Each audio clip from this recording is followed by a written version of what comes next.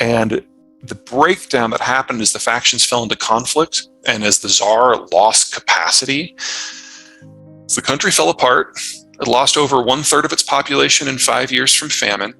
And there's a foreign invasion that it saw the Poles occupy Moscow for a decade.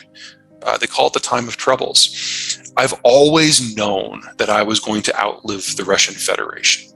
It never occurred to me that could happen because the government would just fall apart. But here we are. The massacres in Izium, Kherson, and Bucha, the Ukrainians know exactly what's waiting for them if they lose. And so they will fight to the end because they don't have a choice. And they also know very, very clearly that if there is a ceasefire, the Russians will just use that as a period to rest and rearm and recruit and then come at Ukraine again. So right now, there's no clear momentum on either side, but it's the best that the Ukrainians can, it's the best bad situation that the Ukrainians can hope for. They know that anything that results in less than the full ejection of Russian forces and the neutralization of Belgorod and Rostov-on-Don is one where they just face another war in a few more months. So the Ukrainians will not accept any sort of peace deal unless it's forced upon them by the countries that are supplying them with weapons. Oh, and a quick word on that.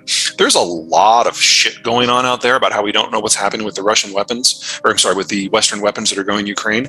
Two things. Number one, we know exactly what's happening. Call your congressman because we have full reports of every individual Javelin and Stinger. Video footage is required to give back as part of the accountability processes. So there's really nothing missing here. If you're going to rob Western assistance, you're going to go after the humanitarian aid. We haven't seen that happen at scale anywhere. So don't say you're asking a question. Don't say we don't know. We do know. All the data is there, and every congressperson has access to the full information. Number two, with the exception of 2 Patriot batteries, every single piece of equipment that we have given the Ukrainians is stuff that was slated for dismantling anyway. It's technologies and weapon systems we haven't used since the 90s. And we were either going to destroy it or give it to an ally. Here we are. Okay, so that's that. Sorry, a little rant. People get me every once in a while. I hate it when people deliberately lie. What was the other half of the question? Data suggests we're going very firmly in the opposite direction, on both sides of the Atlantic. The Europeans have had it underlined very, very clearly to them what will happen if Ukraine falls. They know the next phase of the war, if Russia gets his way, comes for the European Union. And number two, on the United States side of the equation, a lot of the naysayers have been proven to be relatively foolish, and the removal of people like Tucker Carlson from being front and center of the American political conversation has really done wonders for people to look at this from a much more nuanced light and a much more honest light. So the more recent polls suggest that support in the United States for Ukraine has risen by about 1/3 over the last 4 months, which is one of the sharpest political shifts we've seen in any question for the American citizenry in a very, very long time. As for how long we can maintain this, remember that the United States, the largest expeditionary force in the world with a standing army of nearly 1 million men, has 30 years of back equipment that they can put into this before they start to affect the United States Army's regular military preparedness. The only weakness we have is with artillery shells, which we've used a standardized system for a while. And so we've tripled the output of our factories when it comes to building those munitions over the course of the year so far. We're going to need to triple that again. That is the soft spot in this. But when it comes to the rank and file equipment that you use for the war, Challenger tanks, anti-aircraft, bullets, all of that, we look pretty good on our side of the Atlantic. NATO, not so much. The Germans have already given pretty much everything that they can. And I know that people have given the Germans a lot of crap for not giving a lot, but they are the 3rd largest donator of equipment so far. The big sticking point between the United States and the Germans is that the United States has wanted to give more faster. And the Germans are like, wait a second. It's not enough to train the Ukrainians on how to use our gear. We also have to train them on how to maintain our gear. And if you think about in a war where things get broken all the time, that's a really good view when it comes to preserving war fighting over the long term. Because not one tank that goes there is not going to get shot at. And you have to make sure it can participate in more than one battle. Sure, let me bring up this bad boy map. Okay, the red zones are the territories the Russians occupied at the end of the last war.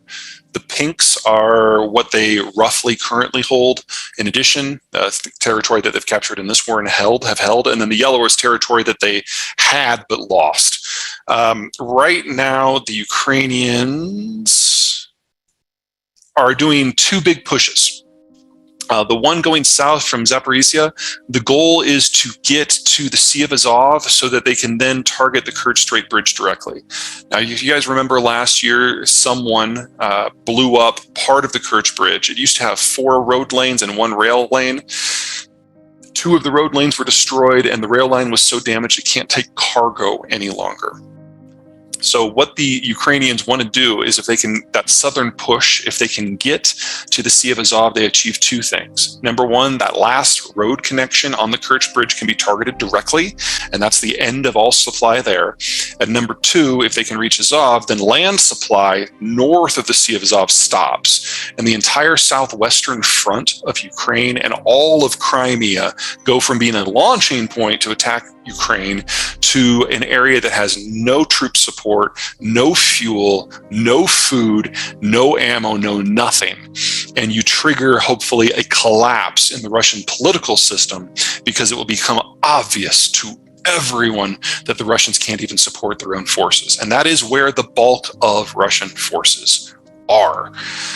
They're having a hard time punching south. This is the area that the Russians have really concentrated their efforts when it comes to defensive emplacements. So you've got a line of mines, and then a line of things like Dragon Teeth that are anti-tank enforcements, and then a network of trenches. And so far, the Ukrainians have proven unable to get past the mines, much less getting through the real defenses. So I don't want to use the word stalled. There's too many pieces in motion, but it's not going great. The eastern punch into places like Bakhmut, that's actually going a lot better, because the Russians never bothered fortifying the territories that they've held since 2014. And so, especially when it comes to the more recent gains in this war, places like Bakhmut, the Ukrainians are actually having significant effects. Not enough to achieve the sort of breakthrough that is necessary to break the Russian front, but there is more promising activity there. But I've got to have a little bit of caution here. Any battle in which the Ukrainians kill 3 times as many Russians as they lose of their own troops is a battle that the Ukrainians have lost. They're outnumbered massively in this war and between the countries. And the only way that they can win it is by achieving breakthrough, winning a war of movement, and inflicting at least 8-to-1 casualty ratios on the Russians. And that's what we saw last year in places like Kherson and Kharkiv. We have not seen anything like that in the offensive to this point. It's not quite an attritional fight. They're still killing a lot more Russians than they're losing, but just not enough.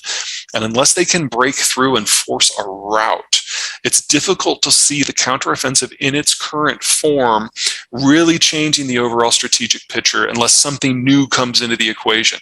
That might be things like longer range missiles, but from the point that the United States and NATO give those to the Ukrainians, it's a couple of months before they can actually impact the battlefield. So we're already talking best case scenario like September, and the end of fighting season is October, because that's when it starts to get muddy again. Doesn't mean things can't change. War is all about unpredictable outcomes, but at the moment, I don't see a lot of movement. The biggest hope that Ukrainians have right now is that the Wagner effect has removed the best troops the Russians have from the field and introduced a several-day interruption in equipment flows. And the Ukrainians are taking advantage of that on the Eastern Front. But if we were going to see a big breakthrough, I think if we don't see it in the next week, we're probably not going to.